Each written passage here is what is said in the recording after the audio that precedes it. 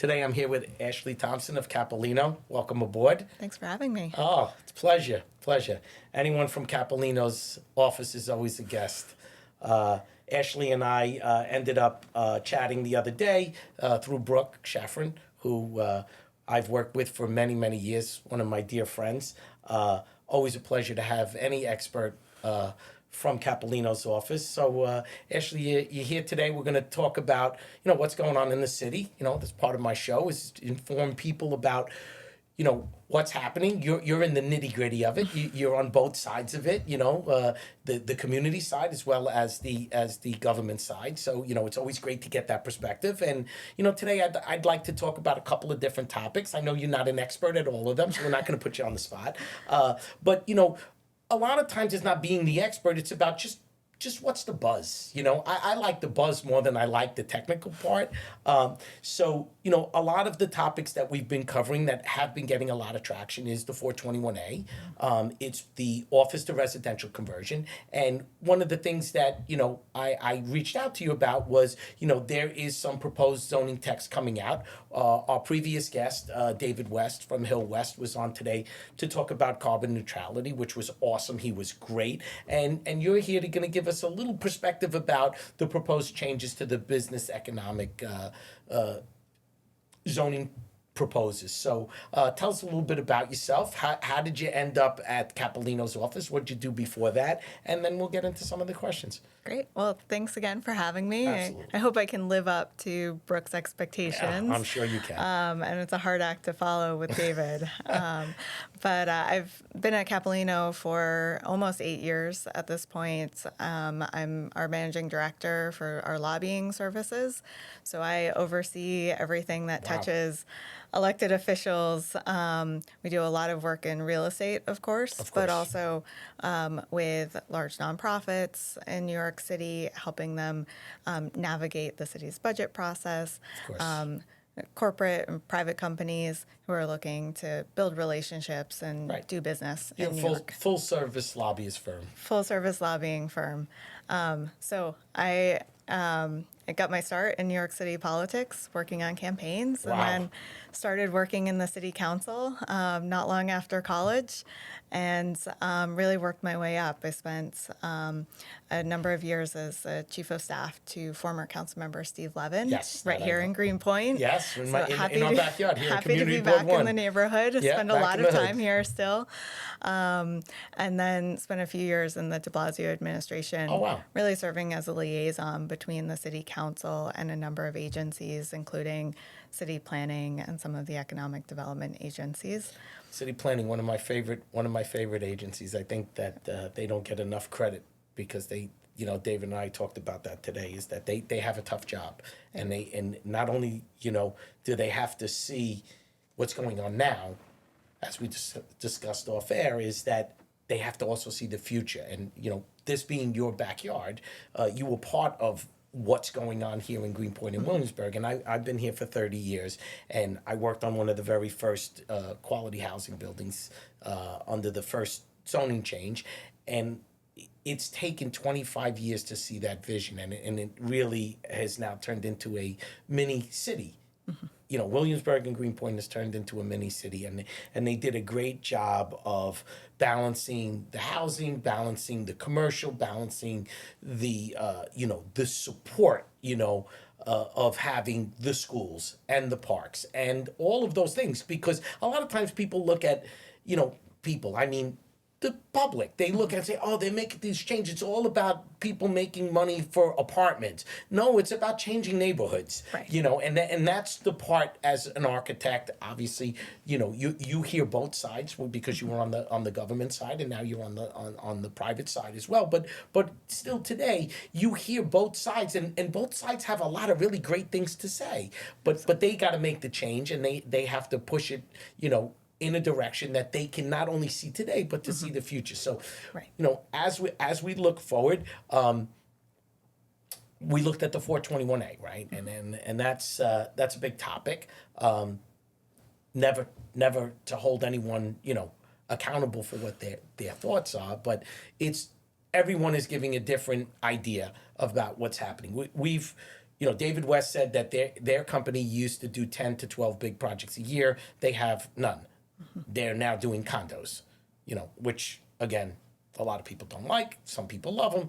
But at the end of the day, we've used to bid 2 or 3 a month. We are bidding none because no developer right now is doing it. So who better than to ask someone who's on the lobbying side is, the buzz we're hearing is a lot of radio silence. Well, we think we're going to extend it. Hochul's saying one thing, the mayor's saying something else. So, kind of just never hold you to it. But, what's your firm hearing? And is there any light at the end of the tunnel that, something's going to happen? Because right now, right, it's quiet. Well, I wish I had a crystal ball.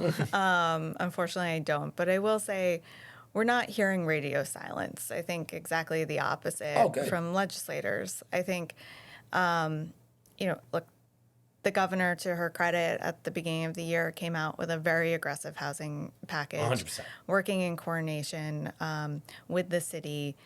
I think there's an acknowledgement that there is a housing crisis. Oh, there's no and question there about are it. so many tools that the city and the state need in order to make it happen. Exactly. And part of that is building our way out of it. And 421A is obviously a huge component of that. Well, again, no developer's going to build free apartments for the city of New York. No, right. It's just not going to happen. It's economics. Right. And so I think everybody realizes that we need to get there. How we get to a place where there is a program like 421A, or we're able to talk about an extension. Similar, right. Exactly. That's where the disagreement seems to lie. And they unfortunately weren't able to come to an agreement up in Albany. So do you think that nothing will get passed this year because we're too late into it? I mean, that's right. And I'm not putting you on the spot in any way, Ashley, but I work with developers that have a lot of money to invest that they're just sitting on. Yep.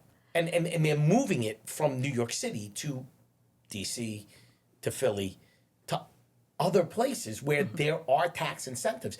And these developers have the money to go and build because they only know how to do one thing, is build buildings. That's what they do, So they're not going to wait for New York City. So from that side of it, they're disappointed that nothing's happening, and it appears that they were hopeful that something could happen. But as we're into June now and we're getting to the end of them ratifying the budget, it doesn't sound like it's going to happen this year. Yeah, I think it is highly unlikely that we'll see a special session in Albany where they come back and pass a housing package. Right. Unfortunately, I would love to be wrong on that. Me too. You can play this tape over and over again. But I think realistically speaking, that's unlikely. But I am optimistic that the conversation is going in the right direction, and that when Albany is back in session, it has to January, be a topic. It has to be the number one priority. All the seminars that I go to, I go to a lot of the housing seminars because we do a lot of affordable housing that's funded by the state. And we've been fortunate that money is still flowing. A lot of the social services programs, the non-for-profits that you guys work with, we work with too. And they're in a bad spot too because they have antiquated buildings. They don't have the funding to fix them, so they're doing ground leases.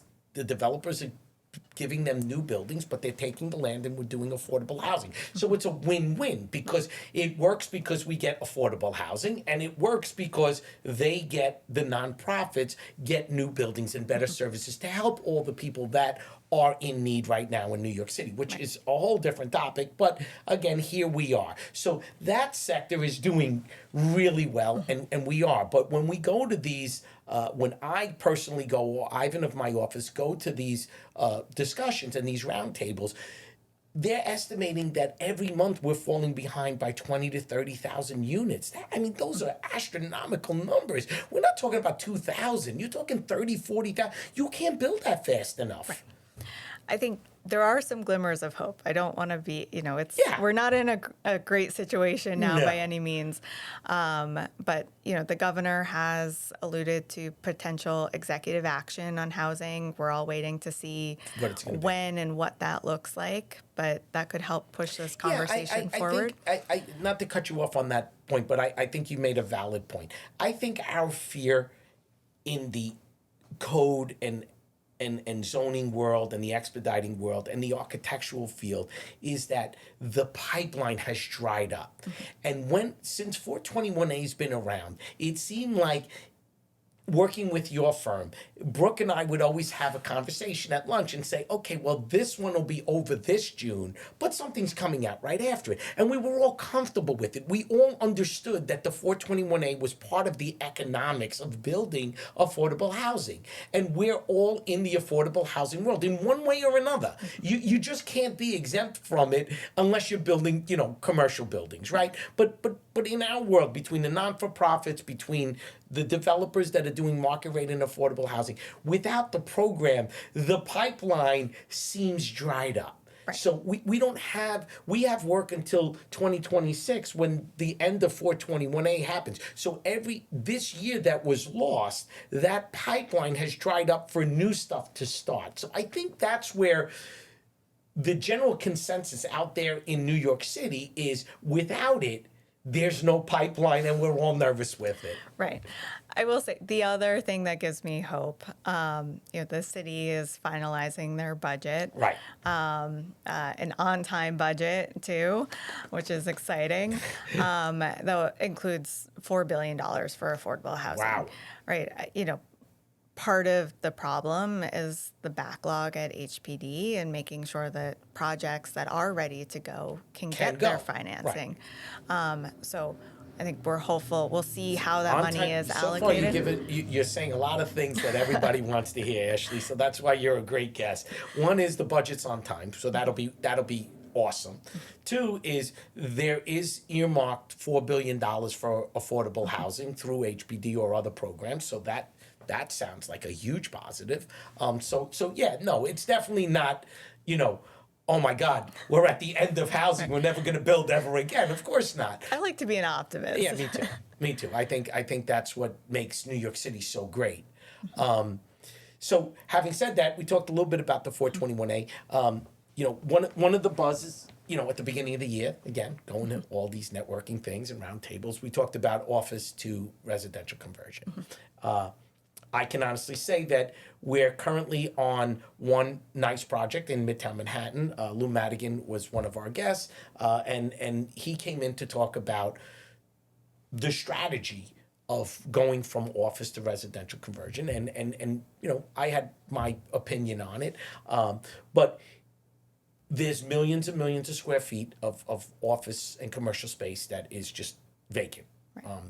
And it has no purpose. And I'm a man of purpose. I think that if we could repurpose anything, and we have an affordable housing problem, that we should find a way to take advantage of this. But when you dig into this law and you look at what they're proposing, part of the problem is, and we're going to get in a little bit of zoning because I know you know about it, is Chapter 1, Article 5, where it says, hey, you can do this, you can keep the FAR, but it's this little piece of Manhattan. It's this much. We have all of this other city called Brooklyn, Queens, Staten Island, Uptown Manhattan, Downtown Manhattan. It's got a little piece, and the Bronx that the law isn't, the text isn't there yet.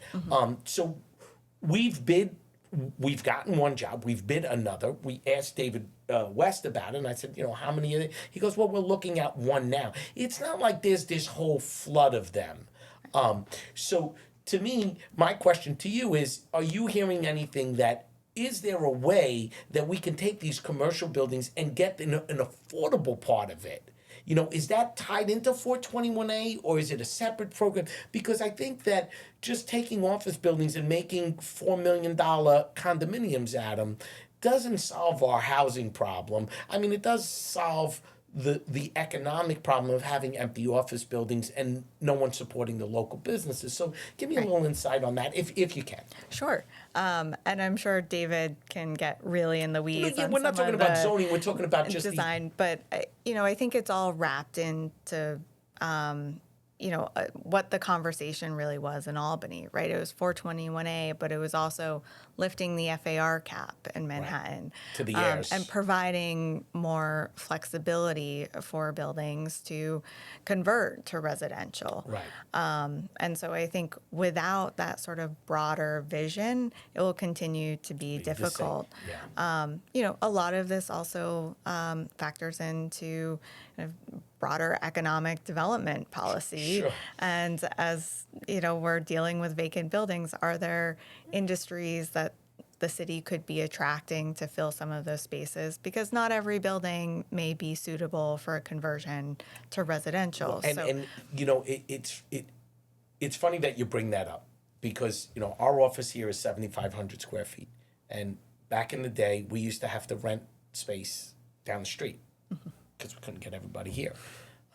In 2015, 2016, and now we have 7,500 square feet, and we're lucky we get 8 people here, because 60 to 70% of our staff is in a day or two a week, and that has basically changed the culture of Manhattan. I love being in Manhattan. Wednesday's my day. I go to Manhattan. I go visit my, all of our, as many clients as I could get to. I set up lunches. I go, and I try to still network in person, but I just love the vibe of New York City, and I love to walk around. And I can see that you used to go into an office building and there'd be 15 people waiting for an elevator. Now there's nobody. Right. So the city has a responsibility to find ways to get other businesses back to New York City on a small scale and a large scale. So I think, that's one of the main topics that I think that, the main reason I invited you was for you to come in and talk about the proposed zoning text changes that are coming in for the economic business sector of zoning in New York City. And I think you're going to touch upon that, not only in the smaller neighborhoods in the outer boroughs, but as well as what it means, and really what your opinion, because obviously it's not a law, but it's your opinion of what the mayor is trying to achieve with this text. So fill us in a little bit. Tell the audience really what the proposed changes are about. And the process, because I think a lot of times we hear these things like, oh, they're going to change it. No, you forgot to read that. It says proposed. It's not a law yet. So since you've been on both sides, you'll be the subject matter expert to tell us the process. Sure. That I can do in my sleep. Great. So a few weeks ago, the mayor and city planning announced the second of 3 proposed text amendments. So I know David spoke about the first Carbon one. neutrality, right. This is the second text amendment, zoning for economic opportunity. There's also a housing text coming Correct, and that's coming down the road.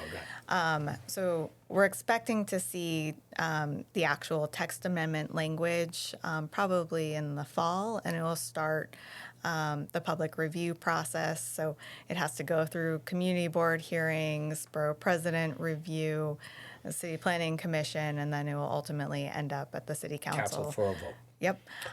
So right now, so from a layman's person's point of view, right now it's just a global idea without actual text. Correct. There's not zoning text, but it is pretty specific. Okay, so why don't you fill us in a little, give us the highlights of what you think Sure. are the major changes. Sure. So the major changes are really to make it easier to do business, right? This is something Love that this administration has been very focused on. 100%. How do we cut red tape, and make sure that businesses can actually operate in New York City, right? That's how we're going to fill some of those vacant storefronts. Absolutely. If you not to cut you off on that, but just to give an example, at the very beginning, I was on the task force with the building department about trying to change the systems, and I was asked to be on the panel. And one of the biggest things, you're going to open a small little restaurant, and the fire department takes 9 months to come and do an inspection. The person who rented the space this young entrepreneur is going to be spending 9 months of rent before they can even open the door. That's just so unfair. So yes, Eric Adams has done an incredible job of promoting that and trying and doing those changes to facilitate that you can come to New York City, you can open a small little business, and you don't have to be stuck for 2 years. Right. It's, in my opinion, it's incredibly exciting. So part of this zoning text amendment looks at obstacles within the zoning code. The mayor always uses the example that there are places where you may be able to operate a bike store. You can sell a bike to somebody, but you can't repair it. You can't do a bike repair because of zoning. There are just antiquated aspects of the zoning text. Ashley, I have to stop you for a second because I have to tell you a great story. I have a very dear friend who is in the funeral parlor business. And he came to me 3 years ago and he said, Sisto, I'm going to get evicted from my space. People are selling out to a big developer and it's in downtown Brooklyn and I'd like you to help me locate a spot. He says, it shouldn't be very difficult. There's so many places available because there's, retail everywhere. So I said, yeah, no problem. I call up Lauren in the office, Babiak, and she's the director of our code and zoning department. I said, hey, Lauren, my good friend he's looking for a space. He has a couple of addresses. Just make sure in zoning because he has to go get a consumer affairs, license. Oh, wow. You need a loading dock. You need to be in a high commercial district. Well, who's going to go to a funeral parlor in a manufacturing district or a high commercial district with a loading dock? So all the funeral parlors that were around prior to 61, they were all grandfathered in. Well, if you're going to go build a new one and you're in downtown Brooklyn, where are we going to get a loading berth? Right. Where are we going to get a high C district? Where are we going to get it? So now that you've brought it up, it makes so much sense. Like a bike, you could sell bikes, but you can't repair them. So there's my exact story where if they change that tax, this man, he's out of business. Mm-hmm. Well, taking it one step further, part of the text amendment will look at some of those loading and parking requirements for certain businesses and rationalize them for how we actually work and live today. The other really exciting thing is that it will allow additional commercial activity and more residential. Right. That was a big, well, we talked about that, you go back into Manhattan, I have a place in Manhattan and, there's a dry cleaner in the middle of the block. It's like the greatest thing in the world. I don't have to go to a wide street. I can just go down the stairs, right? Exactly. So I think that was part of our fabric of our city. And I always talk about the fabric of New York City. I think we need that again. We need that the community can be a community with the dry cleaner in the middle of the block. Why does it, when I grew up in Astoria, I used to go to my grandmother and the butcher was in the middle of the block and the deli was on the corner. There was a place for the elderly not to walk 7 blocks to go get, to the butcher. Exactly. And we need to bring that back. I agree. Right.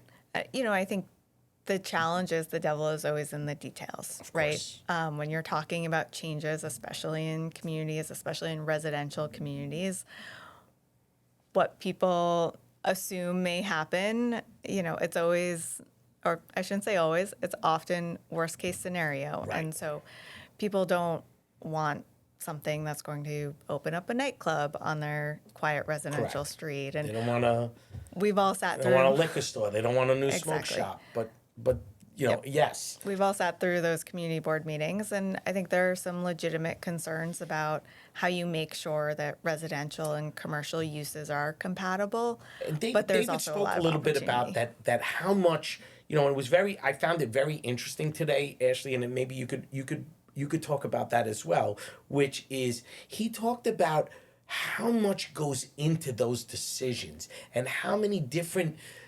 constituents are part of that decision-making process? How many different organizations are part of that? So they don't just go into a neighborhood and say, okay, we're just going to allow use group 6 in an R5 district. No, they have people that are subject matter experts like yourself, maybe like me, who are part of this. It's not city planning acting on their own before they make this text change and then send it to city council. There's so many people trying to forecast what will Diamond Street look like if we change the text? What will, East 149th Street in the Bronx look like when we change? Because you're changing it for a whole city based on one designation. So, yes, there is a huge responsibility to forecast what it will look like. Exactly. And you're right. I mean, this never happens in a vacuum. There's a number of people at city planning who are thinking about this and what is compatible and what does manufacturing actually look like and today versus what it looked like in 1961 when they first created it. Exactly. And, one of the other elements of the text proposal would allow potentially commercial uses above residential, which is currently not allowed. Right. So does that potentially help with some of these buildings who are I mean, in all fairness, underutilized? if you were to break it down, right, Ashley, you just break it down. I mean, how many people are working from home? There's no legal or if you put in on a plan, say I want an office in my apartment building, they're like, you can't have an office. Exactly. Right, but 66% of the workforce is working 3 days a week from home. So there's illegal offices all over New York City, all over the country, right? But they don't look at it that way because the culture changed. But so if culture changes and it is evolving. Manufacturing isn't building, ship parts in the Navy Yard anymore. Well, now there's little companies that have 1,000 square feet that manufacture jewelry. Exactly. And there's 8 people working there. They're still manufacturing. They're just not building, anchors for ships that they need, 10,000 square feet for a few things. So you're right. I think that the world is evolving. And manufacturing is evolving. And yes, that's always been a big issue where you have a retail, like here in Brooklyn, you got an apartment, and then somebody wants to put an office above it, they're like, no. Mm-hmm. Right. I mean, look, we're in this interesting period of time, Discovery. right?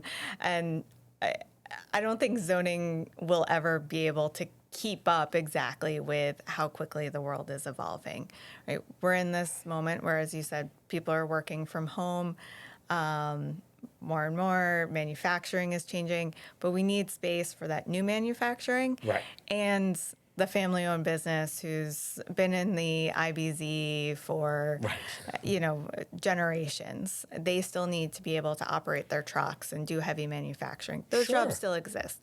And so I think that's part of the challenge and the opportunity, right? Having those conversations with communities about how we kind of not focus on the competing needs, but where there are opportunities to move the text forward.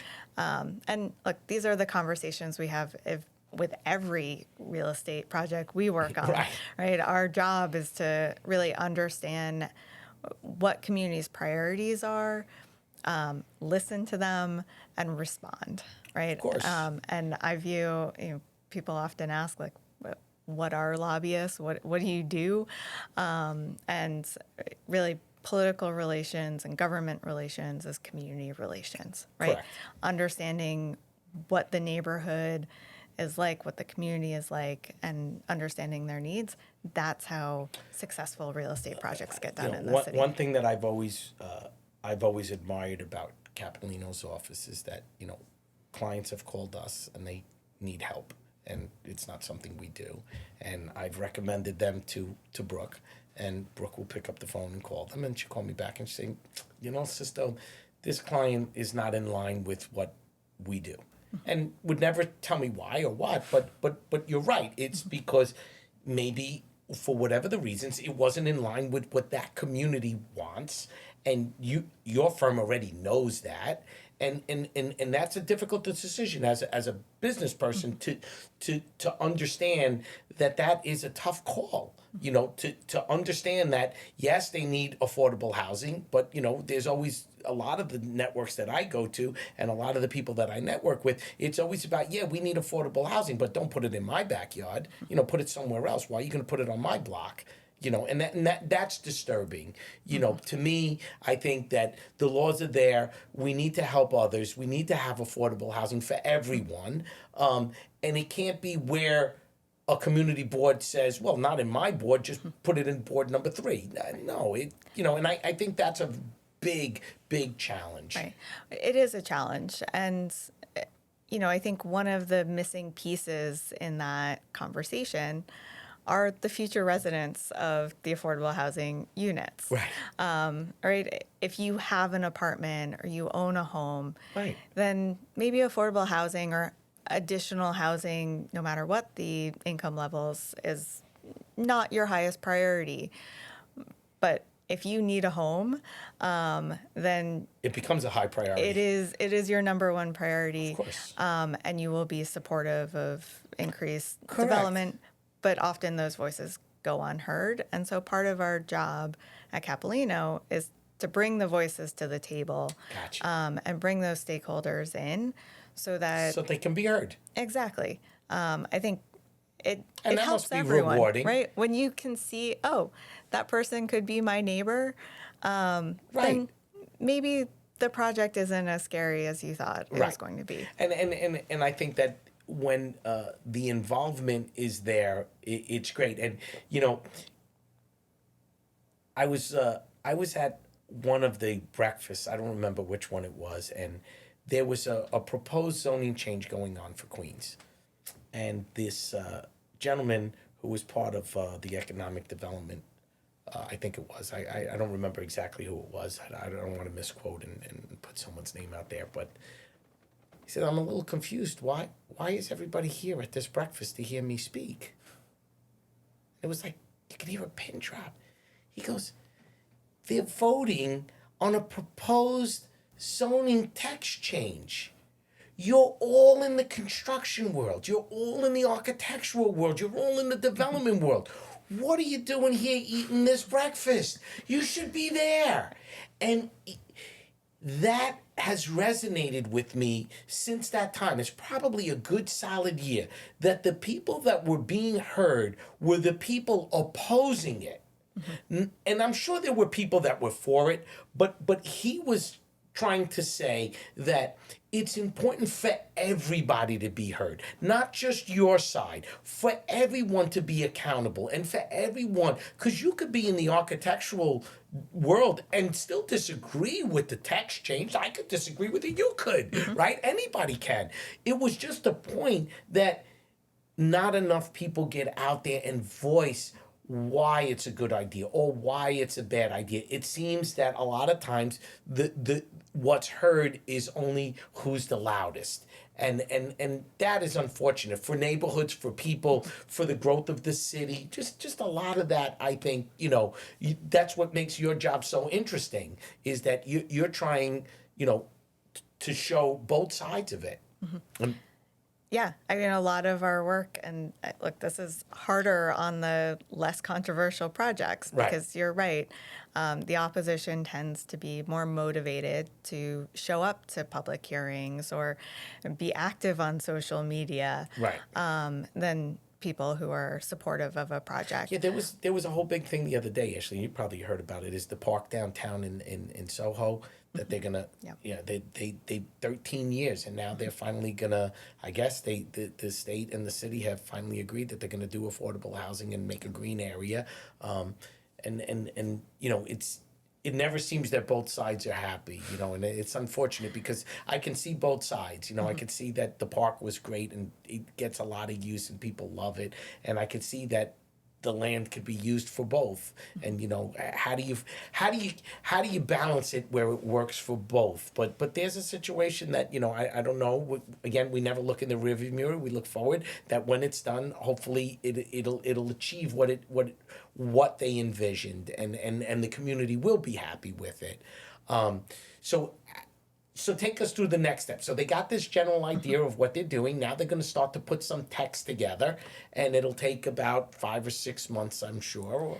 So, And so tell us where we go from here. So Sure. so the concept is let's bring in new business, let's bring in some new manufacturing. Let's look at different ways to get the small businesses not to be through all the red tape. Stick to the mayor's plan of say yes to construction, say yes to business. So we get this, we got the ball rolling. Yep. Let's go.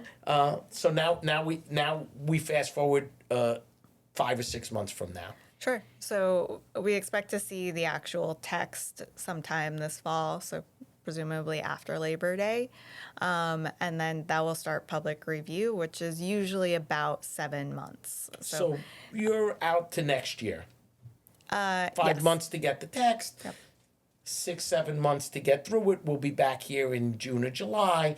And so they go through it, they make changes, they keep. So at that point, is that where they start to really amend it and really start to dive into it and take all of the feedback from the community boards, from the borough president, before it goes to city council? Absolutely. So each community board will have a chance to have a public hearing, provide feedback. Those are all recommendations. All 5 boroughs. All 5 boroughs, all community boards.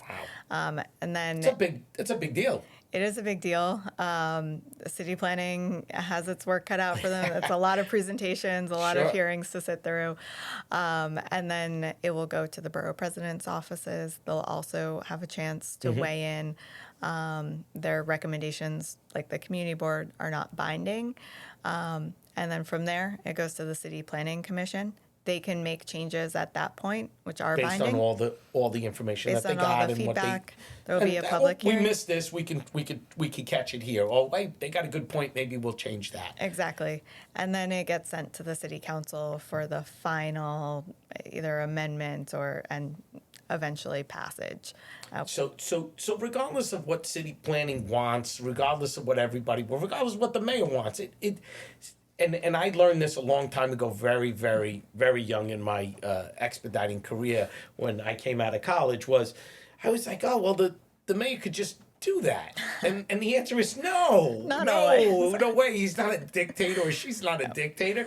It's got to go. So city council really holds the cards of about what the direction of our city, especially in zoning or any other law, is that if they all agree, it gets to go in that. So this has been great. I really enjoyed it. Thank you for coming on. And I think you've given the audience that we hear these and we think things happen quickly, but quickly is a year in government is quick. And I think that's something that I've been learning through the podcast of meeting such great guests and subject matter experts like yourself, Ashley, that good ideas and good things through government take time. But we have to trust the system. We have to trust the people. We have to trust the vision of what we have. And you coming in and explaining it, really gives it now a timeline for me. And I hope for the audience as well, which is, hey, we got this. This is really great. We got some money flowing. That's great for housing. Now we're going to start to talk about how we're going to get businesses and smaller businesses, manufacturing business back in New York City. But this is the process. It's going to take us about a year. Right. Well, the process is important. Yes. So, but we'll get there. I think this is the an good exciting the moment. good news is that I get to ask you to come back in a year from now. I'd be happy to come back. And we're gonna go through the process. We're gonna see what the changes are like, and we're gonna see how this works out. And that's the beauty of it. And I hope that the city works hard at this, makes everyone as happy as they can be in all the community boards throughout the city, and we get some changes to promote some business.